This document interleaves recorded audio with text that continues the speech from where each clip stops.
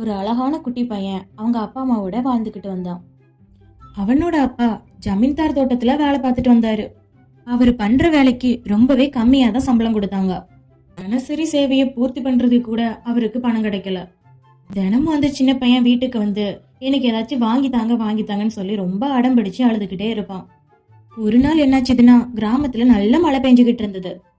ரொம்ப மழை பெஞ்சனால அவனால சீக்கிரமா ஸ்கூலுக்கு போக முடியாம போயிட்டு ரொம்பவே லேட் ஆயிருச்சு. அவனை பார்த்து டீச்சர் கேட்டாங்க, இங்க பாருப்பா, வீட்ல இருந்து கிளம்பும் போது ரெயின் கோட் இல்ல கொடை கொண்டு வரணும்னு தெரியாதா? டீச்சர், என்கிட்ட ரெயின் கோட்டும் இல்ல கொடையும் இல்ல டீச்சர். அது தெரியுதுப்பா, வீட்ல இருந்து கிளம்பும் போதே மழை பெய்ய ஆரம்பிச்சிட்டல, அப்ப வீட்ல இருந்து நீ எட்டு வந்திருக்கணும்ல. உடனே கூட இருந்த நண்பன் ஒருத்தன் சொன்னான், டீச்சர், அவன்கிட்ட ரெயின் கோட்டும் கிடையாது கொடையும் கிடையாது, அவன் ரொம்ப ஏழை. அப்போ உன்னோட வீட்ல கொடை இல்லையா? ஆமா டீச்சர். அப்போ ரெயின் கோட்டும் இல்லையா? ஆமா டீச்சர், என்கிட்ட ரெயின் கோட்டும் இல்ல. நீ உங்க அப்பாட்ட சொல்லி வாங்கிட்டு வர வேண்டியதானே? இந்த பாத்தியா, பாரு பாரு, எங்க அப்பா எனக்கு புது ரெயின் கோட் வாங்கி கொடுத்திருக்காரு. இவனோட அப்பா இவனுக்கு கொடையும் வாங்கி கொடுத்திருக்காரு. இங்க பாருடா, இப்படி மழையில நனைஞ்சிட்டு வந்தனா நீ கிளாஸுக்கு வர வேண்டாம். உன்னால மத்த பசங்களோட படிப்பும் கெட்டு போகும். நீ வீட்டுக்கு போ. நாளைக்கு வா, முதல்ல நீ கடைக்கு போய் ஒரு ரெயின் கோட் வாங்கிக்கோ. ஆனா அவன் வீட்டுக்கு போவே இல்ல.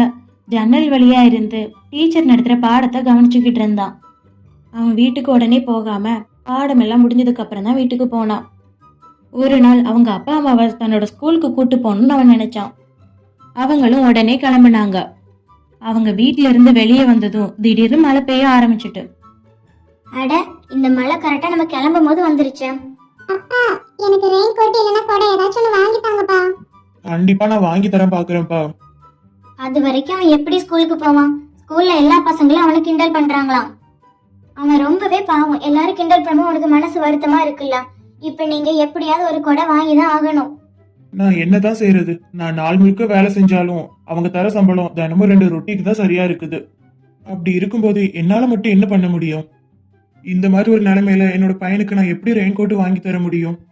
நீங்க ஒண்ணும் கவலைப்படாதீங்கப்பா, நான் ஸ்கூலுக்கு போறேன். ஆனா நீ எப்படி ஸ்கூலுக்கு போக முடியும்? சொல்றத கேளு. அம்மா, நான் மரத்துக்கு கீழ நின்னு ஸ்கூலுக்கு போயிருந்தேன். நனையாம எப்படியாவது போக பாக்குறேன். போயிட்டு வரேன்பா. பாய். அட, சொல்றத கேளு.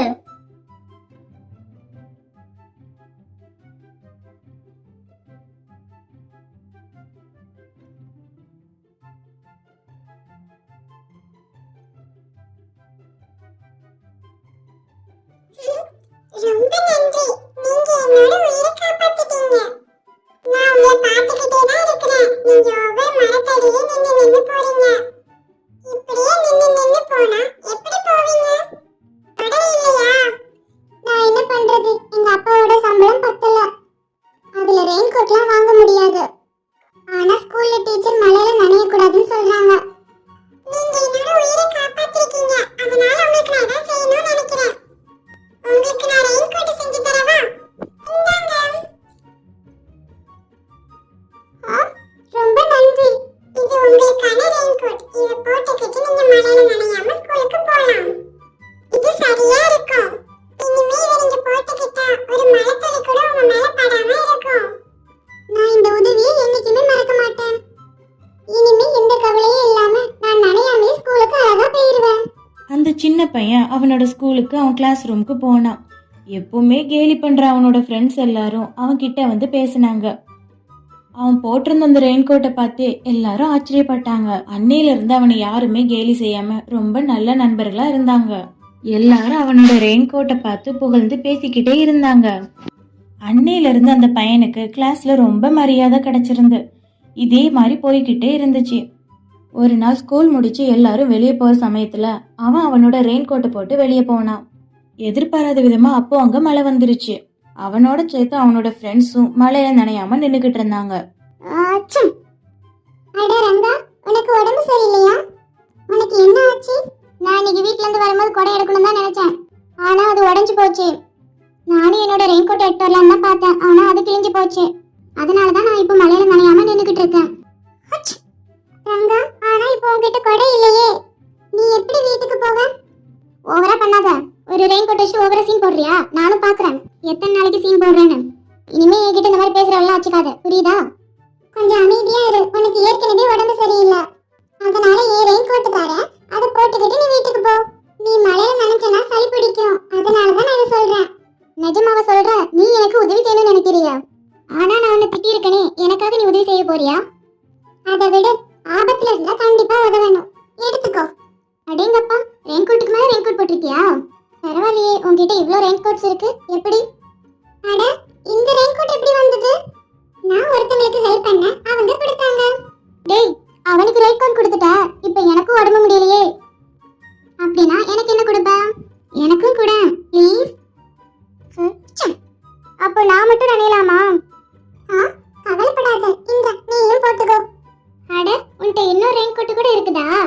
அட, இது எப்படி நடந்தது? 3 ரெயின் கோட்?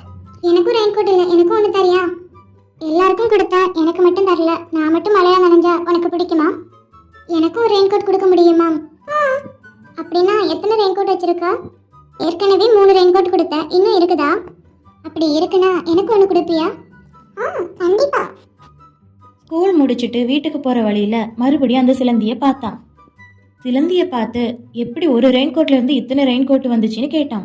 அதுக்கு அவங்க சொன்னாங்க, நீ எடுக்க எடுக்க குறையாம வந்துக்கிட்டே இருக்கும். ஏன்னா அதை என்னோட சிலந்தி வலையிலேருந்து நான் பின்னிருக்கேன். உனக்கு எத்தனை ரெயின் கோட் வேணும்னாலும் உடனே கிடைச்சிடும். உடனே இந்த விஷயத்த அவன் வீட்டுக்கு போய் அவங்க அப்பா அம்மா கிட்ட சொன்னான். அவங்களும் ரெயின் கோட்டை பார்த்து ரொம்ப ஆச்சரியப்பட்டாங்க. அந்த பையன் இன்னும் 2 ரெயின் கோட் எடுத்து அவங்க அப்பா அம்மா கிட்ட கொடுத்தான். அந்த ரெயின் கோட்டை பார்த்து அவங்க அப்பா அம்மா ரொம்பவே அதிர்ச்சியில் இருந்தாங்க. எப்படி தனக்கு இந்த ரெயின் கோட் கிடைச்சதுன்னு அவங்க அப்பா அம்மா கிட்ட சொல்ல ஆரம்பிச்சான். அதுக்கப்புறம் அவங்க அப்பாவோட அவன் மார்க்கெட்டுக்கு போனான். அங்கே போயிட்டு அவங்களால முடிஞ்ச அளவுக்கு எல்லாருக்கும் ரெயின் கோட் கொடுத்தாங்க. தான் பட்ட கஷ்டத்தை மற்றவங்களும் படக்கூடாதுன்னு அவங்க நினச்சாங்க. அதனால எல்லாருக்குமே அவங்க ரெயின் கோட் கொடுத்துக்கிட்டு இருந்தாங்க.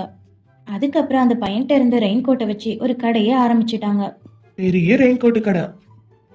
என் செல்ல மகனே, இப்ப பாத்தியா உன்னால எவ்வளவு பெரிய கடை நம்ம வச்சிருக்கோன்னு. மத்த எல்லாத்துக்கும் நம்ம இலவசமா கொடுத்துக்கிட்டு இருந்தோம். அதுக்கு கிடைச்ச பலன் தான் இது. ஆமாப்பா, ஸ்கூல்ல டீச்சர் எனக்கு சொல்லியிருக்காங்க, நாம எல்லா விஷயத்திலயுமே பொறுமையா தான் இருக்கணும். மத்தவங்களுக்கு நாம உதவினா நமக்கும் யாராச்சும் உதவுவாங்க.